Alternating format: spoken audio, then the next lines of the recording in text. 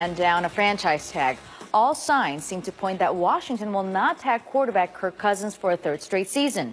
Speaking at the NFL Combine, Redskins Senior Vice President of Player Personnel Doug Williams talked about the team's plan. Kirk has been there for 6 years, and I'm sure there's been an opportunity that deals could have been worked out. It hadn't been worked out. As a team, you got to always put yourself in position in case what might not happen. We can't afford to let come to the 12th hour and decide that Kirk decide not to come back or what have you and leave us with the bag. We got to make decisions that's best for the organization, and whatever decision we make or what have you, that's what we got to live with. I don't think so, but you know what? It's not too late. But we hadn't really talked about that. I think the media had come up with those scenarios more than what we've talked about it, because I can't remember one meeting that we talked about a possibility of tagging him. Over the last 3 seasons, Cousins ranked among the top 8 quarterbacks in the league in a number of categories, completing 67% of his passes. Now, back to First Take. Breaking news here on First Take. Kirk Cousins' future with the Redskins is still a question mark. Stephen A., would it be a smart move for them not to franchise tag Cousins? Well, listen, here's my thing. I mean, there's the particulars, the nuances of his situation. Obviously, if he was intended, he'd still count about $34.5 million against the cap. So I understand the notion that, you know what, it's cheaper to just let him go to some degree. I get all of that. What I'm looking at it is just from this practical purpose. I'm not taking away finances. I'm simply saying that understanding the nuances to the degree that these executives do, where you can figure out a way to work something out. If that were the situation I was in, I would be of the mindset I need to get something for this guy.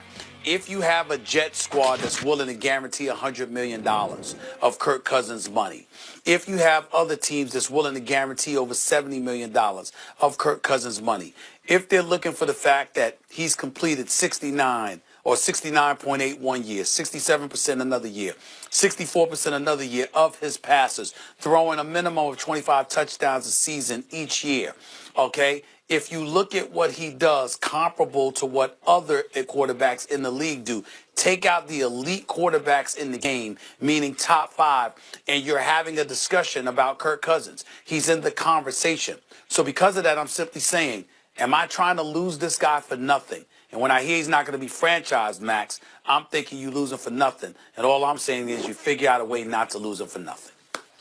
Yeah, I think that ship has sailed, though. I think the problem is Kirk Cousins is likely to get like a $100 million contract, and I think even among teams who would give it to him, they're like, okay, we'll give him $100 million because there's not another $100 million guy really available at the moment.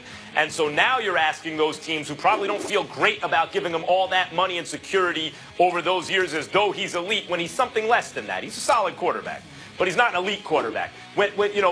At that point, now you're asking them to give up something else of value that probably makes them a little less interested in Kirk Cousins. Furthermore, Stephen A., to the money you're going to have to franchise him for, you're going to have to take back money too.